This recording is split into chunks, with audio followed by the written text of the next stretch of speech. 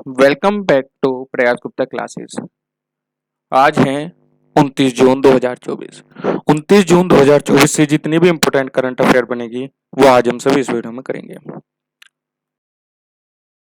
First question है, भारत का सबसे बड़ा तेंदुआ सफारी हाल ही में किस जैविक पार्क में जनता के लिए खोला गया? तो क्या है, भारत का सबसे बड़ा तेंदुआ सफारी हाल ही में किस जैविक पार्क में जनता के लिए खोला गया है? तो इसका ऑप्शन हो जाएगा घ बनेरघट्टा जैविक उद्यान। ये भारत की सबसे बड़ी और, और तीसरी तेंदुआ सफारी जनता के लिए बनेरघट्टा जैविक उद्यान, जिसको आप बोलते हैं बीबीपी, में खोली गई है, जो बेंगलुरु से 25 किलोमीटर दक्षिण में स्थित है। तो आप बताएंगे कि ये जो आपका ये खोला गया है बनेरघट्टा जैविक उद्यान, ये आपका कर्नाटक में है। ठीक है, ये दक्षिण भारत की पहली और देश की सबसे बड़ी तेंदुआ सफारी है। यहाँ से हमारी इस वीडियो से आपको जीके के फैक्ट मिलेंगे। ठीक है, आप ध्यान से करिए और जिस आंसर को आप जानते हैं उसका कमेंट बॉक्स में आंसर दीजिए। लास्ट में हम जीके के क्वेश्चन भी करेंगे, एक क्वेश्चन, और जो कल मैंने आपसे पूछा था उसका भी मैं आपको आंसर बताऊंगा आज। ठीक है, और एक क्वेश्चन आपके लिए जिसका आप कमेंट बॉक्स में आंसर दोगे। नेक्स्ट क्वेश्चन, अपनी कीर्ति ऐश्वर्या राय के लिए 2024 का राष्ट्रीय मंडल लघु कथा पुरस्कार किसने जीता? तो ये है अपनी कीर्ति ऐश्वर्या राय के लिए 2024 का राष्ट्रीय मंडल लघु पुरस्कार किसने जीता है? तो ऑप्शन हो जाएगा घ संजना ठाकुर ने। किसने? संजना ठाकुर ने। बात करते हैं, मुंबई की 26 वर्षीय लेखिका संजना ठाकुर ने ऐश्वर्या राय नामक अपनी कीर्ति के लिए 2024 का राष्ट्रमंडल लघु कथा पुरस्कार जीता है। ऐश्वर्या राय ठाकुर राष्ट्रमंडल लघु कथा पुरस्कार जीतने वाली तीसरी भारतीय हैं। तो दो जो भारतीय हैं, एक तो 2020 में जीता कृतिका पांडे और 2016 में जीता पाराशर कुलकर्णी ने, और ये थर्ड जो है संजना ठाकुर ऐश्वर्या राय के लिए। वित्त चिंताओं को दूर करने के बाद कौन सा देश FATF की ग्रे सूची में सफलतापूर्वक बाहर निकला है? FATF की ग्रे सूची से सफलतापूर्वक बाहर निकल गया है, तो ये ऑप्शन हो जाएगा क तुर्की। बात करते हैं FATF वित्त कार्रवाई कार्यबल है। ठीक है, ये क्या करता है? हाल ही में धन शोधन और आतंकवाद वित्त पोषण के विरुद्ध इसके प्रयासों के मूल्यांकन के बाद तुर्की वित्त कार्रवाई कार्यबल की ग्रे सूची से सफलतापूर्वक हटा दिया गया है। इसकी घोषणा कहाँ की गई है? सिंगापुर में। ठीक है, सिंगापुर में भी क्या हुआ है कि भाई हाल ही में FATF की बैठक हुई है। नेक्स्ट क्वेश्चन, वर्तमान में कौन सा शहर भारतीय लोक और जनजातीय कला को प्रदर्शित करने वाली हुनर प्रदर्शनी की मेजबानी कर रहा है? तो यह भारतीय लोक और जनजातीय कला को प्रदर्शित करने वाली हुनर प्रदर्शनी मेजबानी कर रहा है। तो क्या ऑप्शन हो जाएगा? दुबई। दुबई शहर आप एक काम कर रहे हैं हुनर प्रदर्शनी की मेजबानी।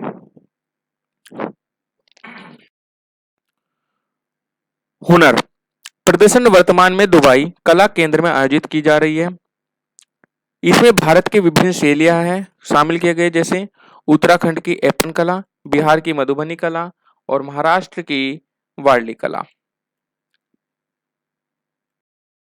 नेक्स्ट है, यूनेस्को के युवाओं के लिए सद्भावना राजदूत के रूप में 17 का उद्घाटन किस स्थान पर किया गया है? तो ऑप्शन हो जाएगा ग पेरिस।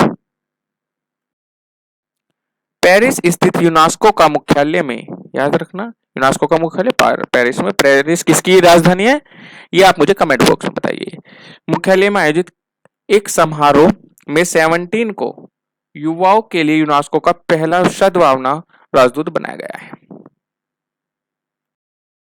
नेक्स्ट, हिंदी साहित्य में उल्लेखनीय योगदान के लिए 12वां विश्व हिंदी सम्मान किसे प्रदान किया गया है?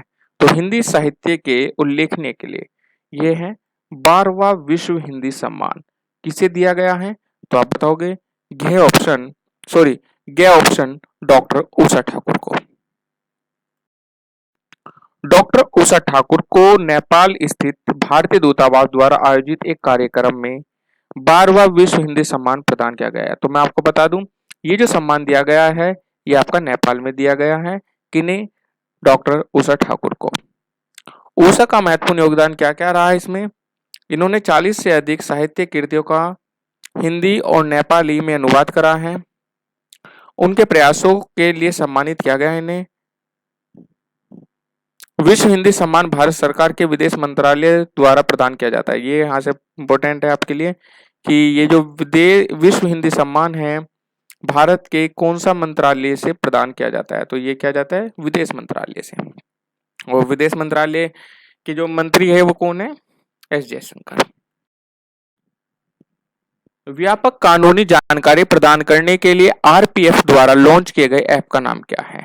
तो ख ऑप्शन हो जाएगा संज्ञान। आरपीएफ के महानिदेशक श्री मनोज यादव ने, याद रखना आरपीएफ के महानिदेशक कौन है? श्री मनोज यादव ने नए और पुराने आपराधिक कानूनों विशेष रूप से बीएनएस 2023, बीएनएसएस 2023 और बीएसए 2023 पर गहन कानूनी जानकारी प्रदान करने के लिए इस ऐप को लॉन्च किया है, संज्ञान ऐप को। अयोध्या मंदिर संग्रहालय बनाने के किस संगठन के प्रस्ताव को उत्तर प्रदेश राज्य सरकार मंत्रिमंडल ने हरी झंडी दिखा दी है? तो क्या ऑप्शन हो जाएगा? टाटा सन्स ने। करते हैं, इसमें लगने वाली लागत कितनी है? 650 करोड़ है। कुछ क्वेश्चन करते हैं अयोध्या के इंपोर्टेंट। जो अयोध्या का राम मंदिर है वो कौन सी शैली में बना हुआ है? निर्माण नागर शैली में है। अयोध्या मंदिर में मंडप कितने हैं? तो आप बताइए 10 मंडप है। अयोध्या किस शहर के किनारे हैं? सरयू नदी के हैं। साल 1992 में विवादित बाबरी मस्जिद में विध्वंस के समय देश के प्रधानमंत्री कौन थे? तो ये थे आपके पीवी नरसिम्हा। और उत्तर प्रदेश के मुख्यमंत्री कल्याण सिंह। पेन पेंटर पुरस्कार 2024 से किसे सम्मानित किया गया है? अभी 6 ऑप्शन। अरुंधति रॉय को पेन पेंटर पुरस्कार 2024 से सम्मानित किया गया है। अरुंधति रॉय ने अपने अडिग और अटल लेखन के लिए यह पुरस्कार जीता है। इन्होंने अपने पहले उपन्यास the God of small things के लिए बुकर पुरस्कार भी जीता था। हर वर्ष किस दिन को सूक्ष्म लघु और मध्यम उद्यम, जिसे आप एमएसएमई भी बोलते हैं, कि दिवस के रूप में मनाया जाता है? तो ये अभी आपका 6 ऑप्शन 27 जून को मनाया गया है। 2017 से 27 जून को सूक्ष्म लघु मध्यम युग उद्यम दिवस के रूप में मनाया जाता है, जो आर्थिक विकास और रोजगार में इस क्षेत्र की भूमिका को मान्यता देता है। एमएसएमई वैश्विक स्तर पर 90% व्यवसायों के लिए, 60 से 70% रोजगार और 50% जीडीपी के लिए जिम्मेदार है। संयुक्त राष्ट्र महासभा ने 6 अप्रैल 2017 को एमएसएमई दिवस की स्थापना की थी। 2024 का जो विषय है 27 जून 2024 का जो एमएसएमई के दिवस का जो विषय है वो क्या है? एमएसएमई और एसडीजी, जो 2023 तक सतत विकास लक्ष्यों को प्राप्त करने पर केंद्रित है। ठीक है, कि मैंने आपसे बताया था वीडियो के स्टार्टिंग में कि हम एक जीके क्वेश्चन डेली लगाते हैं इसमें, जिससे आपके जीके मजबूत होती है और अच्छी पकड़ बनी रहेगी। ये सारे प्रीवियस ईयर के क्वेश्चन रहे के जीके के। तो क्वेश्चन था हमारा कल, निम्नलिखित में से कौन सा लोक नृत्य गुजरात से संबंधित नहीं है? ऑप्शन हो जाएगा गे, विदेशिया। ये गुजरात से संबंधित नहीं है। ये आपका आज का क्वेश्चन है, निम्नलिखित में से सिंधु घाटी का वह स्थल जो अब पाकिस्तान में है? कालीबंगा, हड़प्पा, लोथल, आलमगीरपुर। इस क्वेश्चन का आप मुझे कमेंट बॉक्स में आंसर दीजिए। ठीक है, अगर ये आपको हमारी ये वीडियो अच्छी लगी हो तो इसको लाइक करें, सब्सक्राइब करें एंड शेयर करें। Thank you so much.